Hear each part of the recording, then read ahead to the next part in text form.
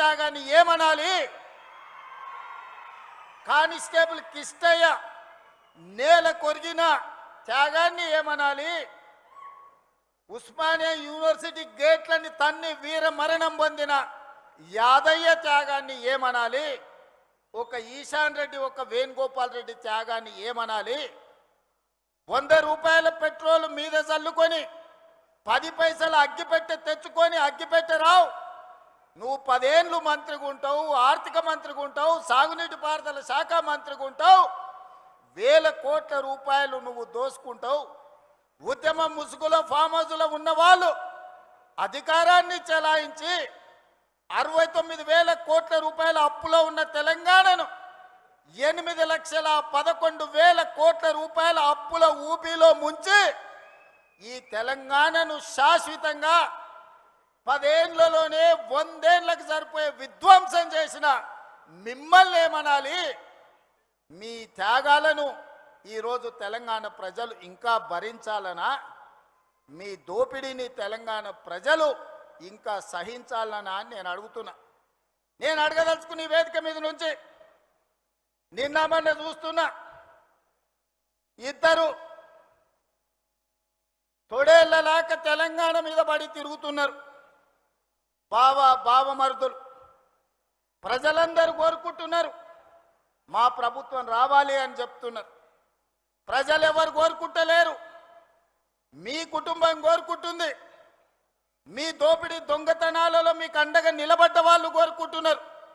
ఇవాళ ప్రజాపాలన వచ్చి ప్రజలలో చైతన్యం వచ్చి ప్రజలు సంక్షేమ అభివృద్ధి పథకాలను ఈరోజు అనుభవిస్తుంటే వాటిని చూసి అసూయ పడుతున్న వాళ్ళు ఎవరైనా మిమ్మల్ని కోరుకుంటున్నారేమో కానీ ఈ తెలంగాణ సమాజం మిమ్మల్ని, మీ కుటుంబాన్ని శాశ్వతంగా సామాజిక బహిష్కరణ చేపట్టినరు. ఇంకా భవిష్యత్తులో మీకు పదవి అనేదే ఉండదు.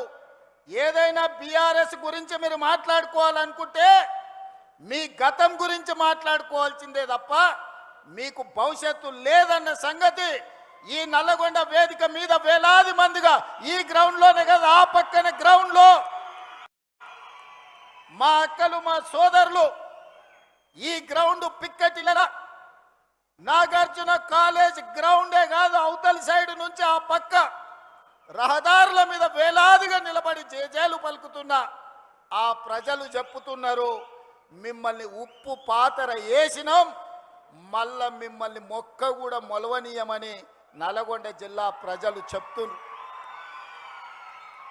నేను నడుచుకుంటూ వస్తున్నప్పుడు కొంతమంది యువకులు వచ్చి, అన్నా తులసి వనంలో గంజాయి మొక్కలాగా గా సూర్యాపేటలో ఒకడు జానెడోడు మిగిలిండు, ఆ జానెడును కూడా మళ్ళా మొలవనీయం. మా ఎంకన్న మీద 3 అడుగులు ఎగురుతుండు, మళ్ళసారి చూసుకుంటామని వచ్చి యువకులు సూర్యాపేట వాళ్ళు నాకు చెప్పారు. అందుకే మిత్రులారా, ఇవాళ చాలామంది మాట్లాడుతున్నారు, అధికారం కోల్పోయిన అక్కస్తో కడుపు నిండా విషం పెట్టుకొని మూసీలో ఉన్న కాలుష్యానికంటే వీళ్ళ కడుపులో ఉన్న కంపు అంతకంటే ఎక్కువైంది. కాంగ్రెస్ ఏం చేసిందని నన్ను అడుగుతున్నారు. రేవంత్ రెడ్డి 2.5 ఏళ్లలో ఏమి తెచ్చిండు అని అడుగుతున్నారు. నేను ఇవాళ సూటిగా ఈ వేదిక